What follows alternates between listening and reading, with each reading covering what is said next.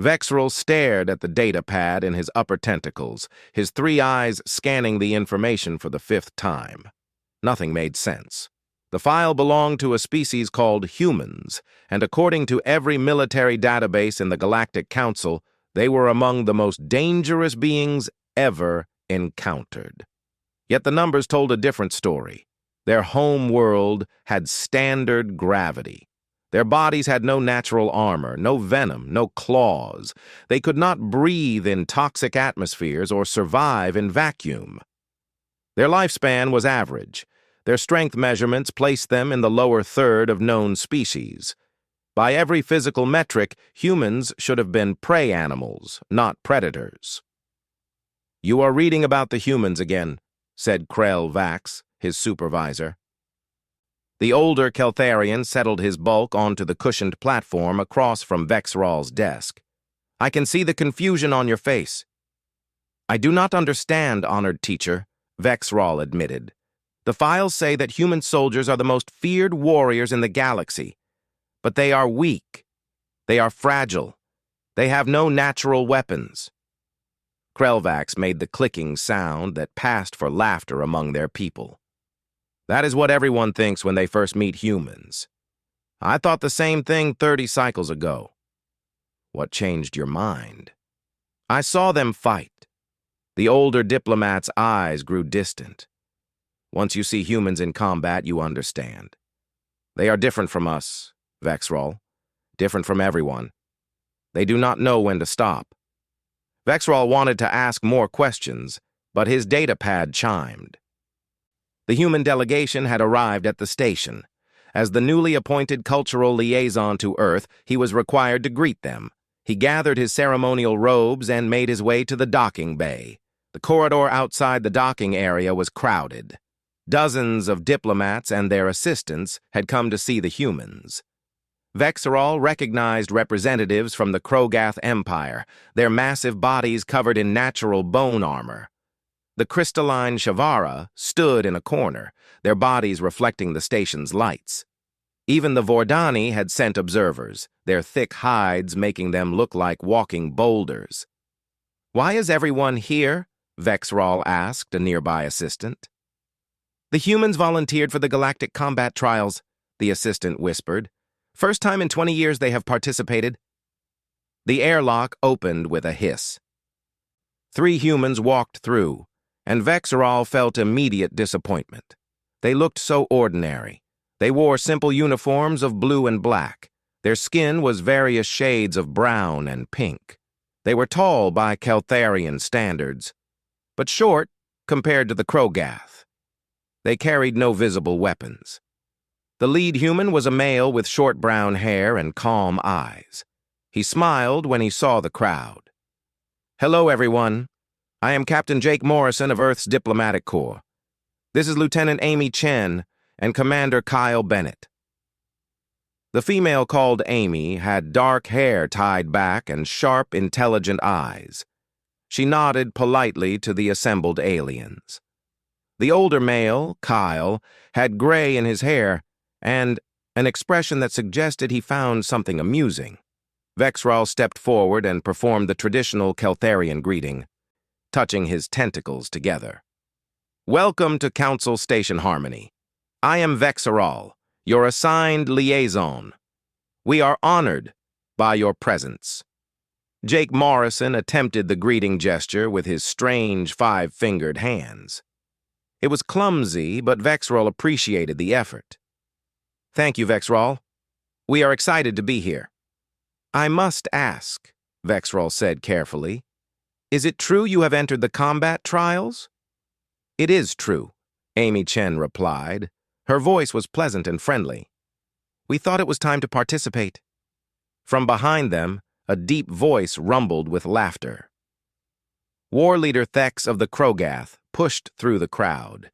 He stood nearly 3 meters tall, his body covered in thick armor plates, his 4 arms ending in claws that could tear through steel. "The humans wish to fight. This will be entertaining. I look forward to facing you in the arena, little ones." Kyle Bennett smiled up at the massive warrior. "We look forward to it too." Thex laughed again and walked away. Other aliens whispered among themselves. Vexerol heard the words, foolish and arrogant, and they will be destroyed in the first round. Over the next 3 days, Vexerol spent time with the human delegation. He showed them around the station, explained the various species and their customs, and tried to understand them better. They were polite, curious, and surprisingly funny. Jake told jokes that made his teammates laugh. Amy asked intelligent questions about everything she saw. Kyle seemed to find amusement in how other species reacted to humans. "Why do the Krogath keep staring at us?" Amy asked during a meal in the station's common area. "They are confused," Vexerol admitted. "Everyone is confused. The humans have a reputation as fierce warriors, but you seem so peaceful." "We can be both," Jake said quietly. "Humans are good at adapting." "But the Krogath are so much stronger," Vexerol pointed out. "The Shavara are nearly indestructible. The Vordani have armor that can stop plasma fire. How do you expect to compete?" Kyle Bennett leaned back in his chair, that amused expression still on his face. "Kid, you are thinking about this wrong. Combat is not just about being strong or tough. It is about being smart. It is about wanting to win more than the other guy wants to beat you." "I do not understand." "You will," Kyle said. "Once the trials start, you will understand everything." That night, Vexerol sat in his quarters and reviewed more files about humans. He found military reports from species who had fought alongside them in border conflicts. The reports were strange.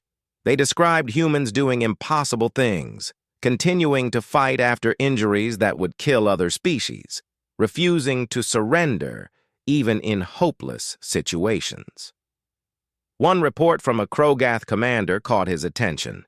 It read, "Human soldiers are insane. They charged a fortified position with inadequate weapons. They should have died. Instead, they improvised explosives from mining equipment and destroyed the enemy bunker. I will never understand them, but I am grateful they fight with us and not against us."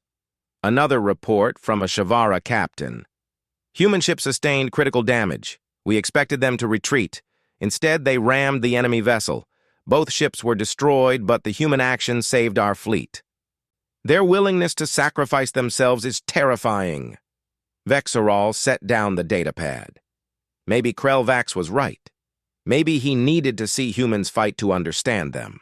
The combat trials would begin in 4 days. He decided to watch every match the humans participated in. If the stories were true, if the reports were accurate, he was about to witness something extraordinary.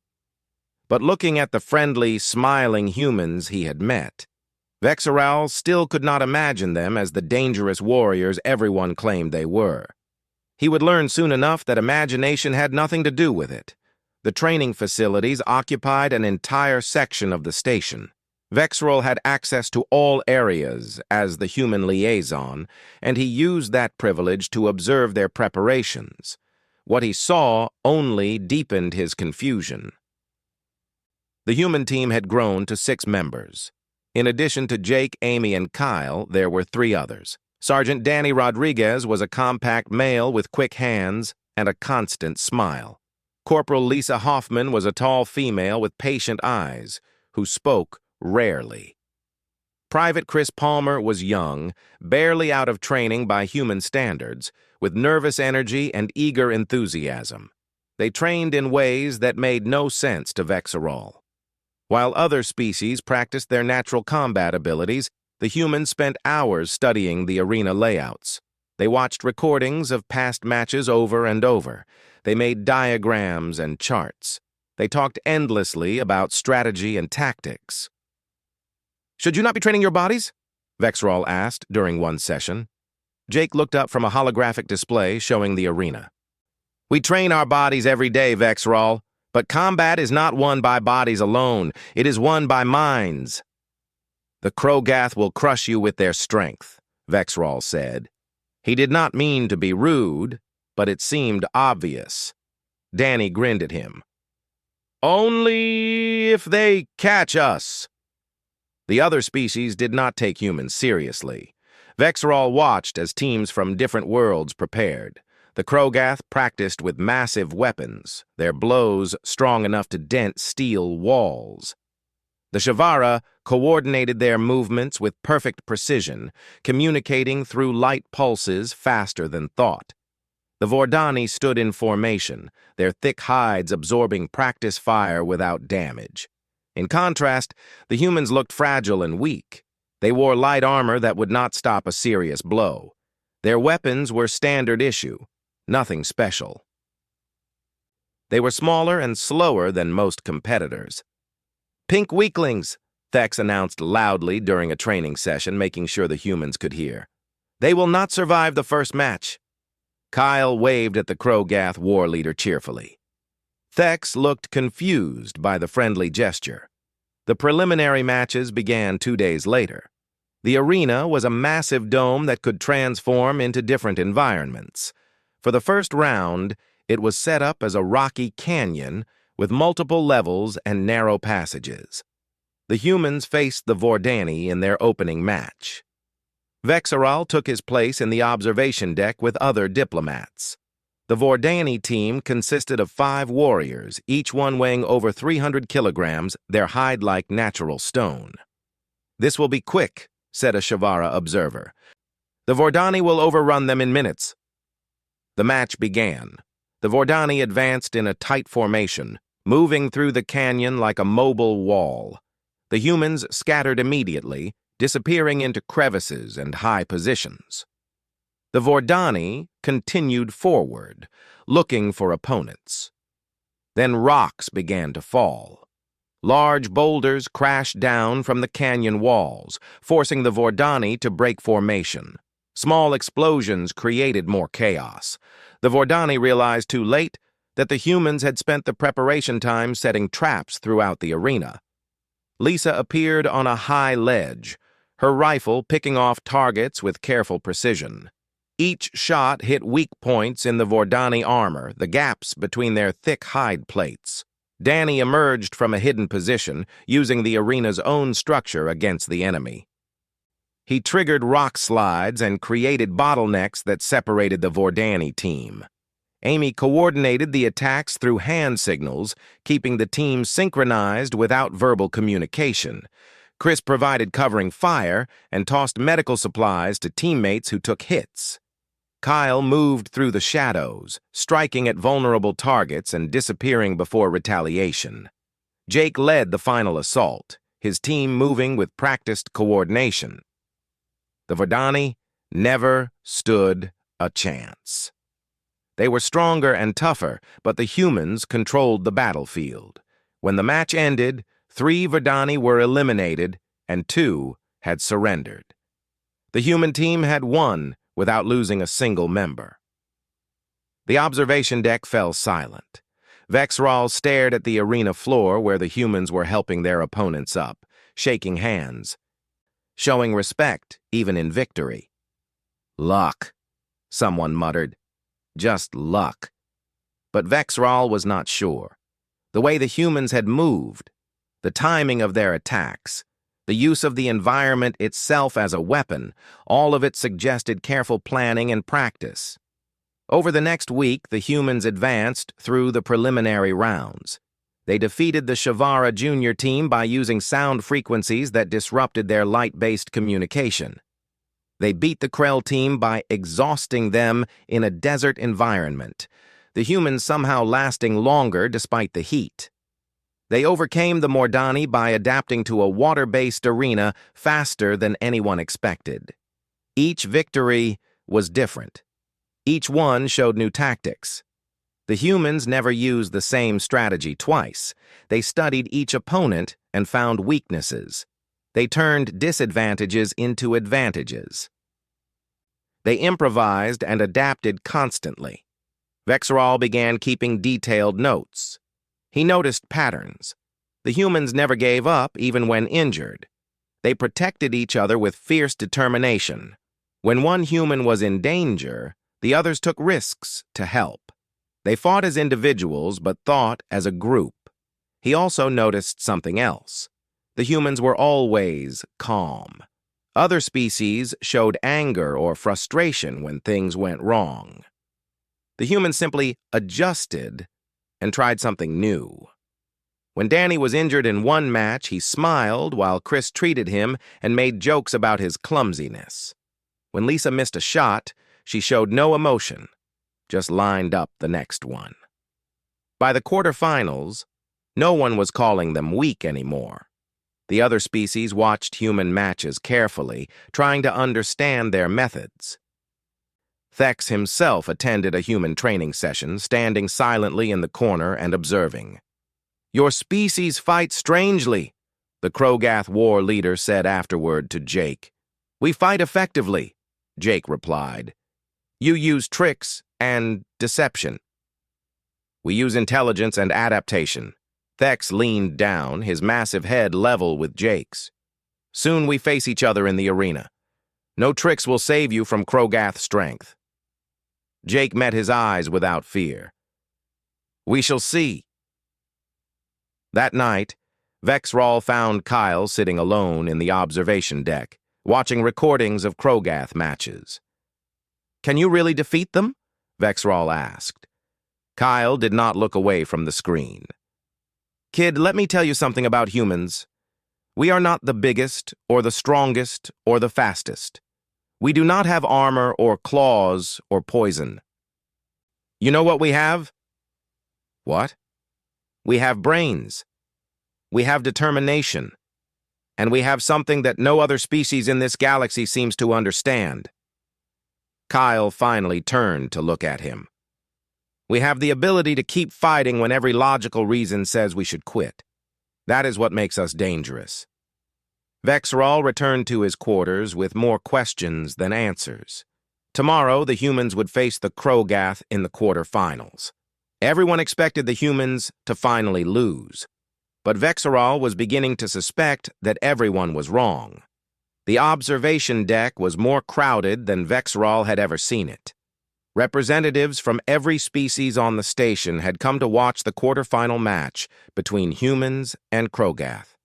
Everyone wanted to see if the human winning streak would finally end. The Krogath were the favorites to win the entire tournament. War leader Thex had selected his finest warriors. Each one stood 3 meters tall with natural bone armor covering their bodies. They had 4 arms ending in claws that could tear through metal. Their strength was legendary. In past tournaments, Krogath teams had dominated through sheer physical power. The humans looked tiny in comparison. Even Jake, the tallest of them, barely reached Thex's chest. Their armor seemed like paper compared to Krogath bone plates. Their weapons looked like toys next to Krogath claws. "This is where the story ends," said a Shavara diplomat near Vexral. "The humans have done well, but they cannot overcome such a physical disadvantage." Vexral said nothing. He had learned to reserve judgment where humans were concerned. The arena had been configured as a jungle environment with dense vegetation, multiple elevation levels, and areas of open ground.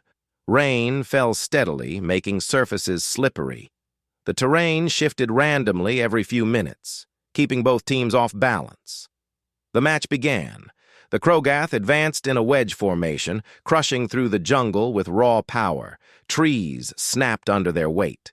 They roared challenges, trying to intimidate their opponents. The humans disappeared into the jungle immediately. Vexral lost sight of them within seconds. The Krogath continued forward, searching for enemies to fight directly. Then the real battle began. The humans did not engage the Krogath head-on. They hit and ran, striking from unexpected angles. Lisa fired from concealed positions, her shots targeting the gaps in Krogath armor at joints and necks. Danny used explosives to create barriers and redirect the Krogath movement. Chris and Amy worked together, one providing covering fire while the other moved to new positions. The Krogath grew frustrated.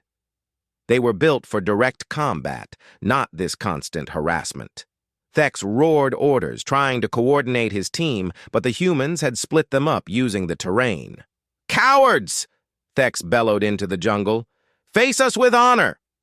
Jake's voice echoed from somewhere in the dense foliage. "Honor does not win battles. Strategy does." The Krogath tried to adapt.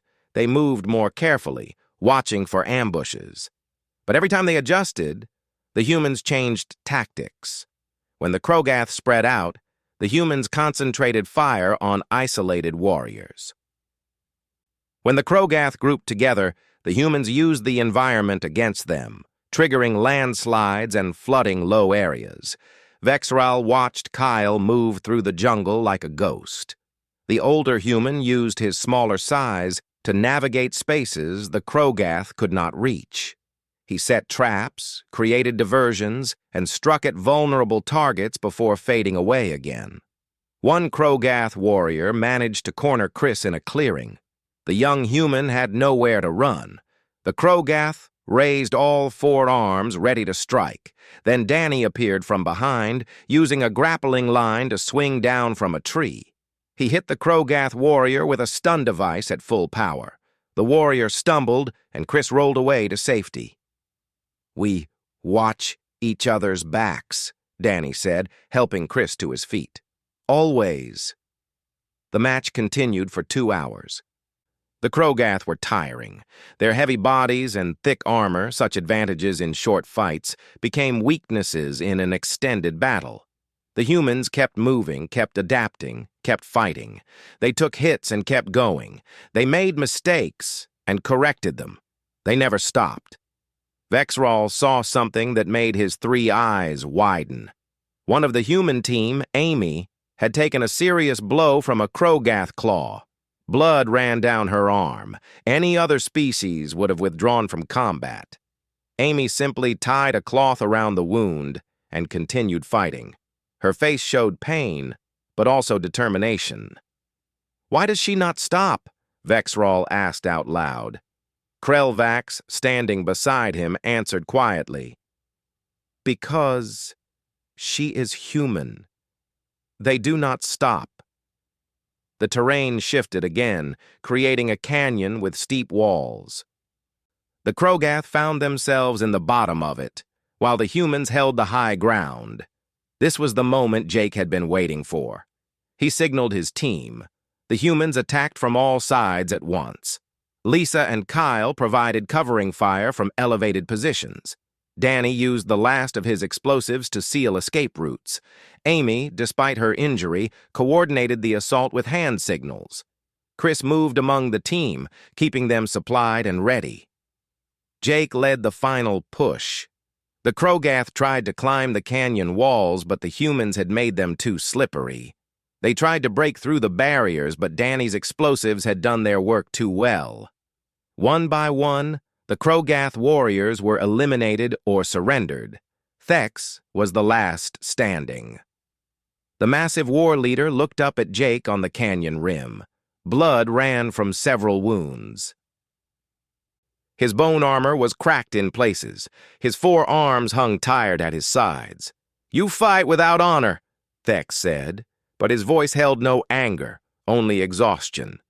"We fight to win," Jake replied, "and we win by being smarter, not stronger." Thex lowered his head in defeat. The match was over. The humans had won. The observation deck erupted in noise. Some aliens cheered, others protested.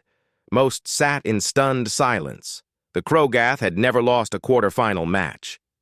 Never. Vexral watched as the humans climbed down into the canyon.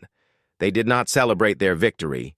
Instead, they helped the Krogath warriors up, offered them water and medical supplies, showed them respect. Jake and Thex clasped hands, the human's small hand disappearing in the Krogath's massive grip. "You are stronger than I believed," Thex said. "Not in body, but here." He touched his chest where his heart beat. "You fought with honor," Jake said. "We just fought with desperation." Later, Vexerol sat in his quarters and reviewed the match recordings. He watched the humans move, fight, adapt. He saw how they protected each other, how they never gave up, how they turned every disadvantage into an advantage. He began to understand. Humans were not strong like the Krogoth. They were not tough like the Vordani. They were not fast like the Shavara. But they had something else. They had minds that never stopped thinking. They had bodies that refused to quit. They had hearts that would not accept defeat. He thought about Earth, the human home world. He read about how humans had evolved. They were pursuit predators, animals that hunted by chasing prey until it collapsed from exhaustion. They were pack hunters who worked together.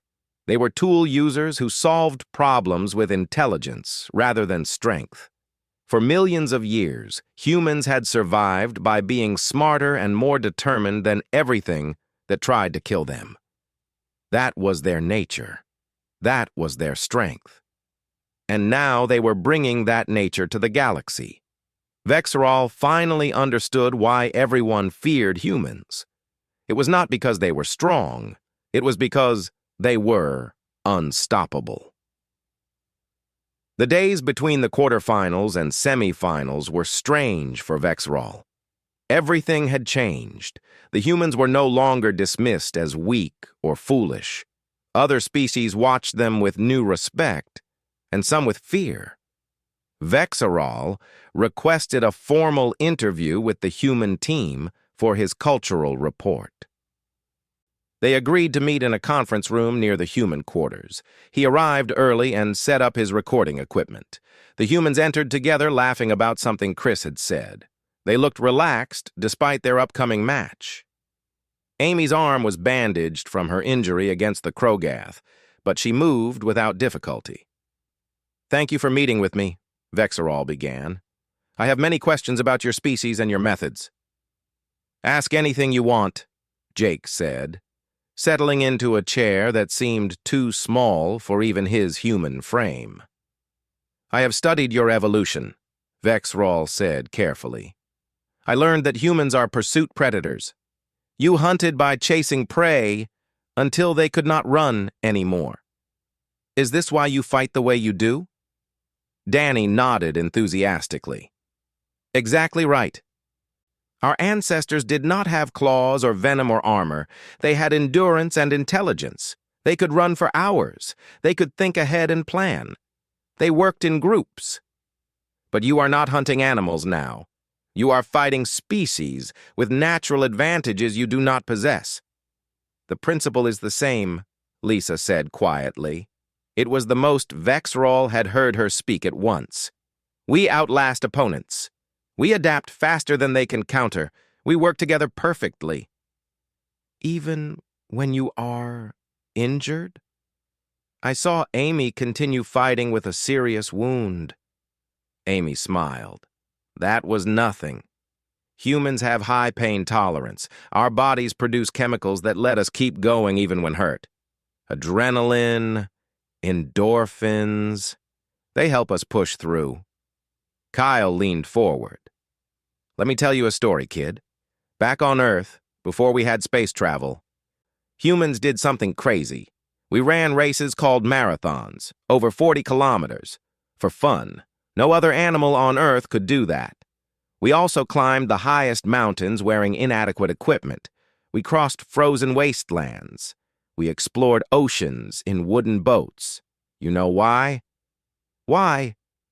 Because humans do not know when to quit. It is not in our nature. We see an obstacle and we think, how do I get around this? We face an enemy and we think, how do I beat them? We never think maybe I should give up." Vexerol made notes on his data pad. "Other species say this makes you dangerous. They say humans are unpredictable." "We are," Jake agreed, "because we improvise constantly. See, most species in the galaxy evolve with natural weapons or defenses. They have instincts for combat. Humans do not. We had to learn everything. We had to invent weapons and tools and tactics. That means we can change those tactics instantly if they are not working. Is that why you use the environment so much in your fights? Chris jumped in excitedly. Yes! Humans have always used tools and surroundings. Give us anything and we will find a way to use it. Rocks, sticks, rope, whatever. In the arena, the terrain is just another tool. There was a knock on the door. Vexerol was surprised to see War Leader Thex enter. The massive Krogath nodded respectfully to the humans. I hope I am not interrupting, Thex said. I wish to speak with you before your semi-final match. You are welcome here, Jake said, gesturing to a reinforced chair that could handle Krogath weight. Thex sat carefully. He looked at Vexerol. You are learning about humans, yes? I can tell you what I have learned. I have fought in these trials for 20 cycles. I have faced every species in the galaxy. None fight like humans. How are they different? Vexerol asked. Krogath are strong. We train from birth for combat. We have natural advantages. When we fight, we rely on these things. But humans... Thex paused, searching for words. Humans rely on nothing except their determination. Every tactic they use, they invented. Every move they make, they planned. They do not have the luxury of natural strength, so they developed mental strength instead. You respect them now? Vexerol observed. I respect that they never stopped coming. We landed blows that should have ended the fight. They got up. We cornered them. They escaped. We tried to predict them. They surprised us. Thex looked at Jake. You said you fought with desperation. I think it is more than that. Humans fight with something I do not have a word for in my language. What word would you use in human language? Vexerol asked Jake. Jake thought for a moment. Spite? Maybe. When the universe tells us we cannot do something, we do it anyway just to prove the universe wrong. Everyone in the room laughed, even Thex. The Krogath war leader stood to leave. I will watch your semi-final match tomorrow. You face the Shavara. They have won this tournament 3 times. They are perhaps the most difficult opponents. We know, Amy said. We have been studying them. After Thex left, Vexerol asked about the Shavara.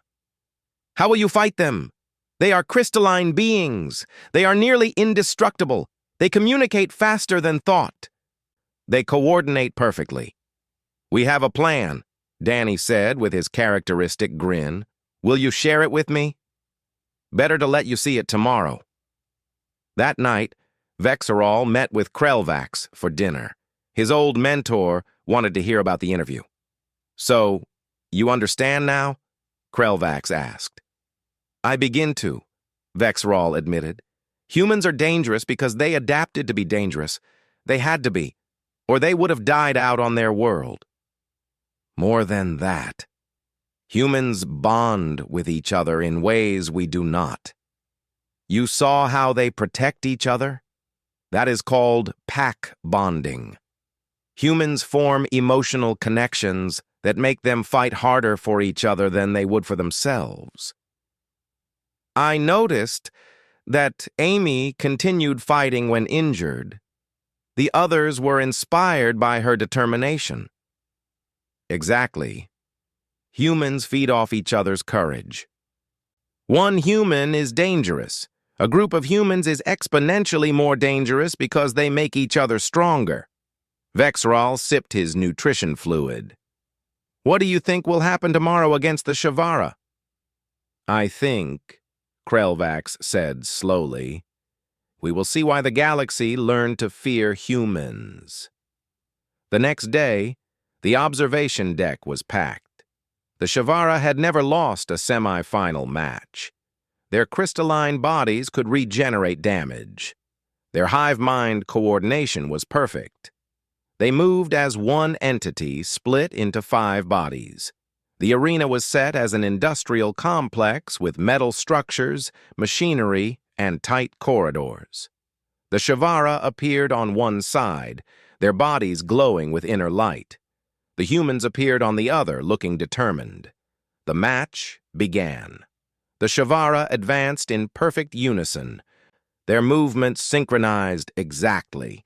They communicated through light pulses that traveled at the speed of light itself. No verbal signals for opponents to intercept. No delay in coordination. The humans scattered and took cover. For the first few minutes, they seemed to be losing. The Shavara could not be damaged by conventional weapons. They moved with perfect efficiency. They predicted every human tactic. Then Danny revealed what the humans had been preparing. Small devices, no larger than human fists, activated throughout the arena. They emitted specific sound frequencies. The Shavara began to vibrate.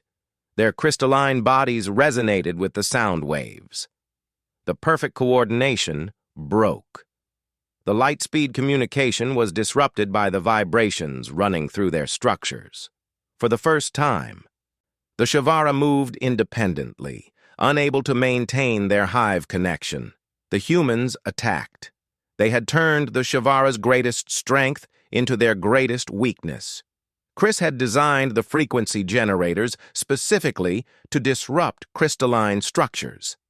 The team moved with practiced precision, eliminating confused Shavara one by one. The match ended in victory for the humans. In the observation deck, Vexaral sat in silence, finally understanding completely. Humans won because they found ways to win. Always. The finals of the Galactic Combat Trials were always a major event, but this year was different. The humans had reached the championship match. It was unprecedented, it was historical, and everyone wanted to watch. Vexaral had a prime position in the observation deck. He had earned it through his detailed reports about human combat methods. The Galactic Council wanted to understand these strange beings who had defeated every species they faced. The humans would fight the Zel-Noth, a hive-mind species that had dominated the trials for 7 consecutive years. The Zel-Noth were insectoid beings, each the size of a large human, who shared a collective consciousness. They had no individuals. They were one mind controlling many bodies. They had won every tournament through perfect coordination and overwhelming numbers. Before the match, Vexaral visited the human preparation area. He found the team in various states of readiness. They looked exhausted. They had fought through a grueling tournament. Every member carried injuries. Amy's arm was still bandaged. Danny had a limp from the Shavara match. Chris had bruises covering half his face. Lisa moved stiffly from cracked ribs. Kyle's hands were wrapped from multiple impacts. Jake had a cut above his eye that had required medical sealing. "Are you able to fight?" Vexaral asked, concerned. Kyle laughed, though it sounded tired. "Kid, humans have fought in worse condition. We once had soldiers who marched for days without sleep, fought battles while wounded, and carried injured friends to safety. This is nothing. But you are hurt. The Zel-Noth are fresh. They eliminated their semi-final opponents quickly." "That is their mistake," Jake said, checking his equipment. "They think we are weakened, but pain just makes humans more determined." Danny was testing his explosive devices, despite his injured leg. "You know what humans say. Pain is just weakness leaving the body. Not actually true medically, but it helps us push through. I do not understand how you can continue." Lisa spoke from where she sat, carefully adjusting her rifle scope. "Because quitting is not an option. If we stop, we lose. Humans do not accept loss if there is any chance to win." Chris added, "Also, we fight for each other now. I cannot let the team down. They need me. So I keep going." Amy stood and put her good hand on Vexaral's shoulder. "You have watched us fight through this tournament. You have seen us adapt to everything thrown at us. Do you really think we will stop now at the last match? This is what humans do. We endure." Vexaral left them to their preparations. He met Krelvax and Thex at the entrance to the observation deck. The Krogath war leader had become something of a human supporter after his defeat. "They are injured, but still confident," Vexerol reported. "Of course they are," Thex rumbled. "They are humans. They do not know how to be anything except confident." The arena for the finals was the most complex ever designed. It combined multiple biomes, hostile weather, shifting terrain, and random hazards. The environment itself was an opponent. The Xel'Noth had chosen this configuration, believing it would overwhelm the smaller human team. The match began with a storm. Rain fell in sheets. Wind howled. Lightning struck randomly. The Xel'Noth appeared as a swarm of 15 bodies, all moving in perfect synchronization. The humans appeared as 6 tired warriors with inadequate equipment. The odds were absurd.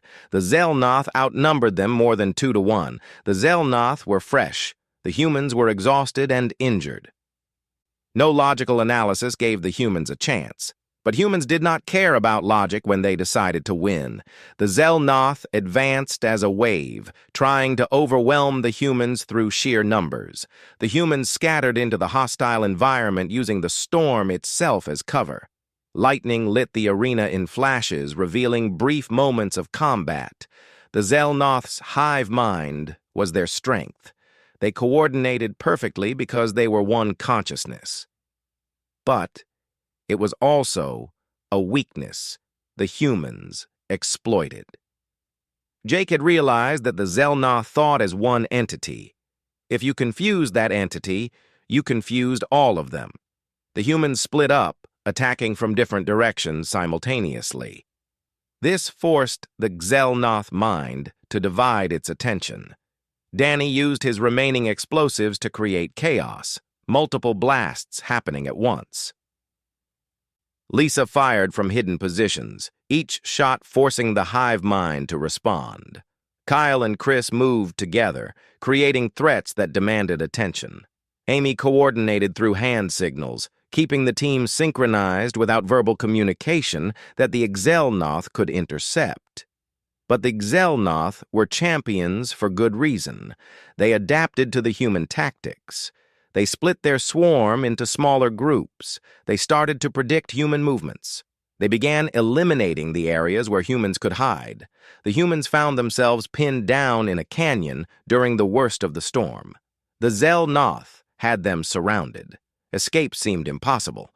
This was where other species would have surrendered.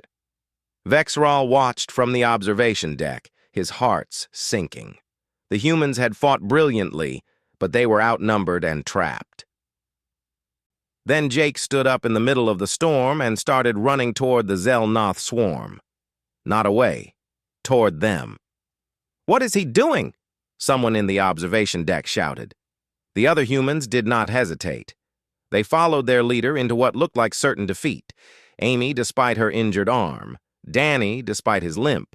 Lisa, despite her cracked ribs. Kyle, despite his damaged hands.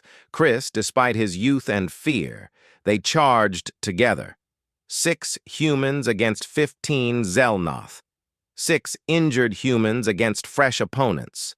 6 beings who should have been broken against a hive mind that had never lost.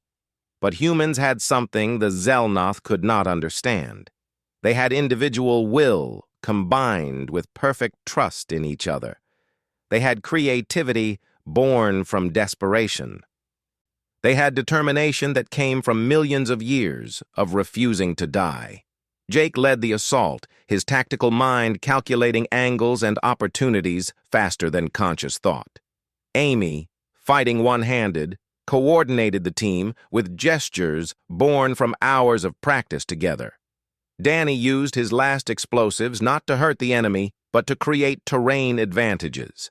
Lisa made every shot count, her patience overcoming pain. Kyle moved like a man half his age, experience guiding every action. Chris kept them supplied, kept them fighting, kept them alive. The humans did not fight as individuals. They fought as something more than individuals. They were a pack, bonded by shared struggle and mutual trust. When one human was in danger, 2 others covered them. When one made a mistake, another corrected it. They moved like they shared one mind, but unlike the Xel'Nath, each brought their own creative ideas to every moment. The storm raged, lightning struck, the terrain shifted, the Xel'Nath fell one by one. Their hive mind could not process the sheer audacity of the human assault. They could not understand beings who charged forward when they should retreat. They could not predict creatures who improvised constantly. The final Xel'Nath body fell. The storm cleared. 6 humans stood in the center of the arena, supporting each other, bloodied and exhausted but victorious.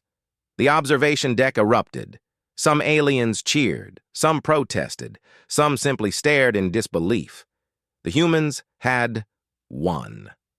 Against all odds, against all logic, against all predictions, they had won. Vex'ral found himself making a sound he did not recognize. After a moment, he realized he was cheering too.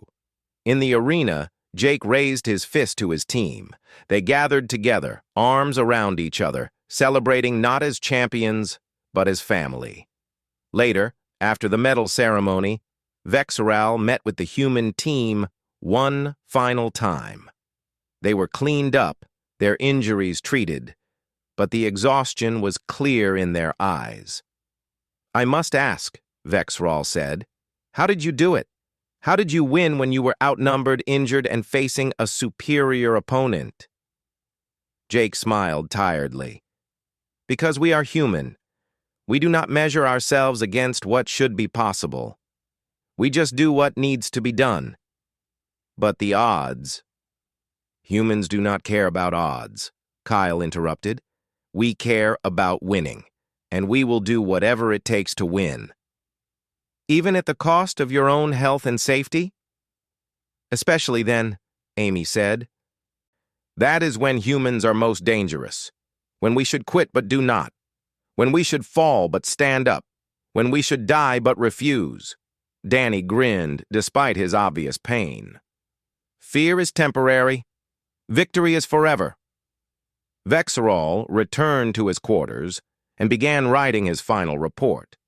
He wrote about human evolution, their persistence hunting heritage, their pack-bonding instincts. He wrote about their adaptability, their creativity, their refusal to accept defeat.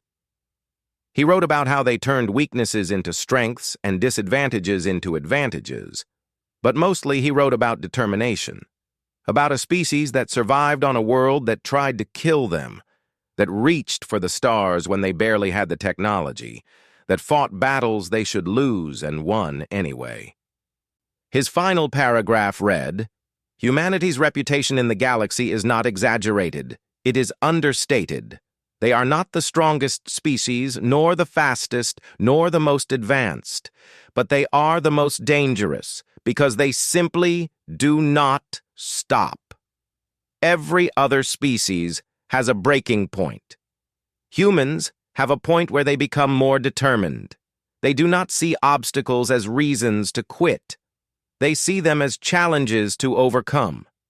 If you must face humans in combat, remember this. They are at their most dangerous when you think you have beaten them." Before sending the report, Vex'ral added one more line. "I am grateful humans are our allies and not our enemies." He watched the human ship depart the station days later, carrying the champions home. He understood now. He understood everything. Humans were not warriors by nature. They were survivors, and that was far more terrifying.